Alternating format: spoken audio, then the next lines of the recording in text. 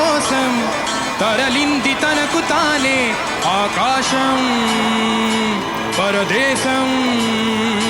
శిఖరపు అంచు నుంచి నేల జారిపోయిన నీటి చుక్క కోసం విడిచింది చూడు నగమే తన వాసం వనవాసం.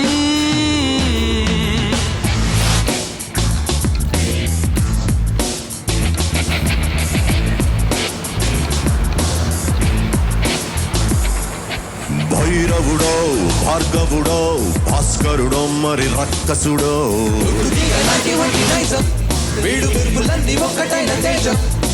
రక్షకుడో దక్షకుడో పరీక్షలకే సుశిక్షితుడో